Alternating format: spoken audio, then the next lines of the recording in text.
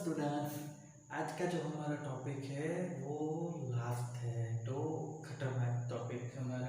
तो जल्दी से आज का टॉपिक निपटा देते हैं। टॉपिक क्या है? तो वो है वान डायग्राफ जनरेटर। अब ये एक्चुअली जनरेटर है, तो इसका मतलब एप्लीकेशन या क्या है, तो एक्चुअली बहुत ही ज़्यादा, कितना, तो मिलियंस में वोल्टेज प्रोड्यूस करने के लिए, ठीक है, मिलियंस में वोल्टेज प्रोड्यूस करने के लिए इसका यूज होता है। अब मिलियंस में वोल्टेज हम प्रोड्यूस करेंगे तो उसका करेंगे क्या? भाई कुछ चीज़ बना रहे तो उसका कुछ होना भी चाहिए। तो मिलियंस ऑफ वोल्टेज जब हम प्रोड्यूस करेंगे तो उसमें से इलेक्ट्रॉन को पास करेंगे। तो इलेक्ट्रॉन पास होगा तो उसकी क्या हो जाएगी? काइनेटिक एनर्जी बढ़ जाएगी। तो वो काइनेटिक एनर्जी बढ़ जाएगी तो उसको क्या कर सकते हैं कि हम कोई भी मटेरियल के अंदर पेनिट्रेट कर सकते हैं, और वो जो पर्टिकुलर मटेरियल होगा उसका हम कॉन्फ़िगरेशन अच्छे से देख सकते हैं। तो ये चीज़ वर्क कैसे करेगी वो समझना है। तो सबसे पहले देखो कि ये जो एक बड़ा सा मैंने बनाया है वो एक सेल है, ठीक है, और ये सेल के अंदर उसके सेंटर पर एक स्फीयर है। अब स्फीयर का रेडियस स्मॉलर है और सेल का रेडियस कैपिटल आर है। सेल के ऊपर कैपिटल क्यू चार्ज है और स्फीयर के अंदर स्मॉल क्यू जितना चार्ज है। अब हम जानते हैं कि होता क्या है कि जो भी सेल होती है तो उसके अंदर या उसकी सरफेस तक का उसका जो भी पोटेंशियल होता है वो क्या होता है? तो वो कांस्टेंट रहता है, कितना, के क्यू अपन आर के जितना, ये हमने आगे पढ़ा है। तो स्फीयर सेल के लिए क्या होगा कि जो उसका पोटेंशियल होगा, ठीक है, तो वो कांस्टेंट रहेगा, के क्यू अपन आर के। अब हम स्फीयर की बात करें तो जो स्फीयर है उसकी सरफेस होगी तो वो तो इसकी रेडियस आर है तो इतना सा होगा, तो उसके लिए उसका पोटेंशियल के क्यू अपन आर मिलेगा। जबकि कोई स्फीयर की सरफेस के बाहर का कोई आर रेडियस का पॉइंट होगा तो वहाँ पर उसका पोटेंशियल क्या मिलेगा? तो के क्यू अपन कैपिटल आर मिलेगा। तो इस तरीके से हमको क्या होगा कि जो सेल है और स्फीयर है दोनों के लिए पोटेंशियल अलग अलग पॉइंट पर मिलने वाला है।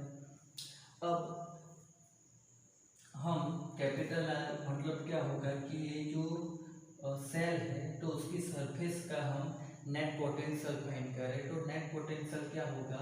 ये क्यू चार्ज की वजह से भी और ये स्मॉल क्यू चार्ज की वजह से भी पोटेंशियल मिलेगा। तो वो क्या हो जाएगा? के Q upon capital are plus के small Q upon capital are हो जाएगा, ठीक है। यहाँ पर तो पोटेंशियल कांस्टेंट ही रहता है ना, बोला ना, स्मॉल कैपिटल आर रेडियस है तो चार्ज जितना हो वो आ जाएगा, बट रेडियस सेम ही रहने वाली। अब हम स्फीयर की बात करें तो स्फीयर के लिए क्या होगा? तो के capital Q upon capital R, तो सेल के अंदर है तो सेल के अंदर के कोई भी पॉइंट के लिए सेल की वजह से बनने वाला पोटेंशियल तो कांस्टेंट है, प्लस स्फीयर है तो उसकी रेडियस स्मॉल आर है और उसका चार्ज स्मॉल क्यू है, तो वो पोटेंशियल के क्यू अपन स्मॉल आर बनेगा। अब देखो तो हम दोनों का डिफरेंस लेते हैं, potential difference V R minus V capital R, तो वो क्या हो जाएगा? तो देखो के capital Q upon capital R, ये दोनों टर्म तो कैंसिल हो जाएंगे, ये दोनों टर्म बचेंगे तो के क्यू दोनों में से बाहर निकला, 1 upon R minus 1 upon capital R.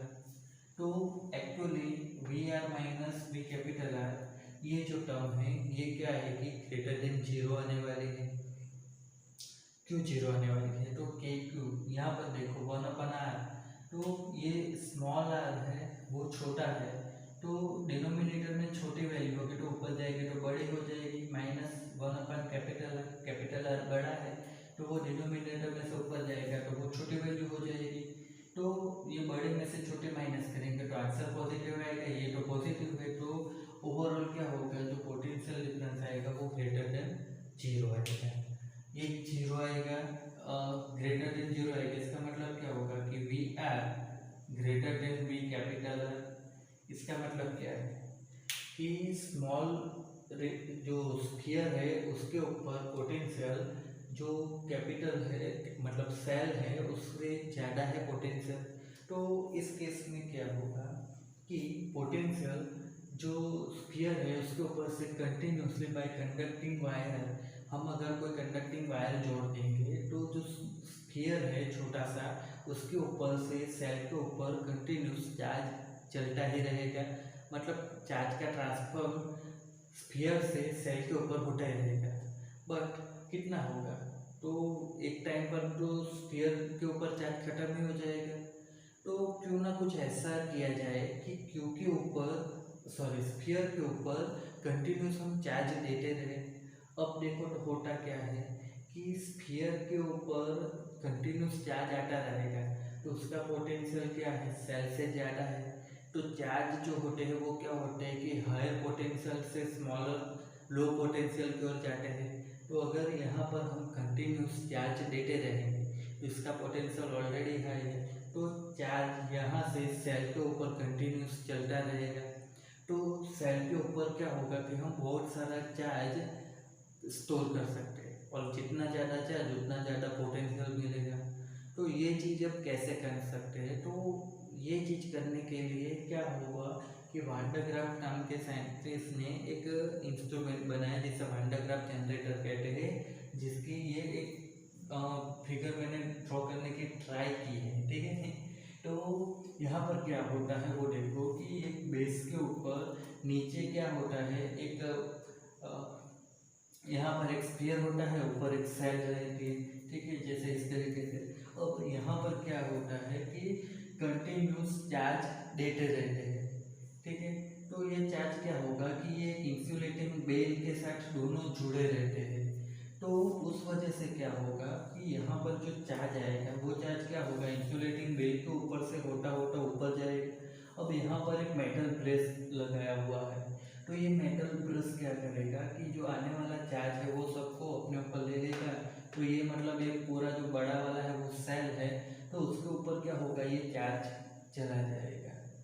तो उस वजह से क्या होगा कि यहाँ से हम अब कंटिन्यू चार्ज देते जा रहे हैं और ये जो चार्ज है वो वापस घूम के नीचे नहीं आ रहे हैं, बल्कि यहाँ से ये जो मेटल ब्रश है उसके थ्रू ये जो सेल है उसके ऊपर चले जा रहे हैं। तो इस केस में क्या होगा कि जो बड़ा सा सेल है वहाँ पर चार्ज कंटिन्यूज स्टोर होते रहते हैं।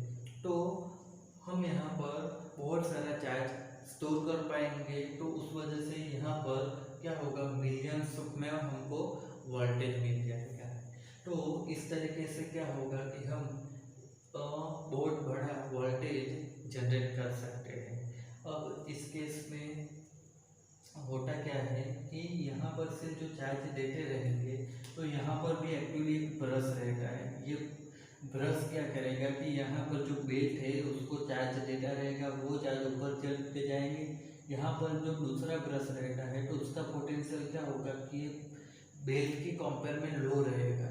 तो उस वजह से क्या होगा कि जो भी चार्ज होंगे तो वो लो पोटेंशियल में जाना चाहेंगे, इस वजह से वो ब्रश के ऊपर चले जाएंगे और ब्रश ये सेल के साथ जुड़ा हुआ है। तो हमने यहाँ पर जो देखा वो चीज़ हमको मिल गई कि जो स्फीयर है वहाँ से चार्ज को हम सेल के ऊपर कंटिन्यूस देते जा रहे हैं। तो उस केस में सेल के ऊपर बहुत सारा चार्ज इकट्ठा हो जाएगा और बहुत सारा चार्ज की वजह से वहाँ पर मिलियंस ऑफ में वोल्टेज मिल जाएगा। तो ये था वान डे ग्राफ जनरेटर और इसी के साथ हमारा थियोरी पोर्शन चैप्टर 2 का यहाँ पर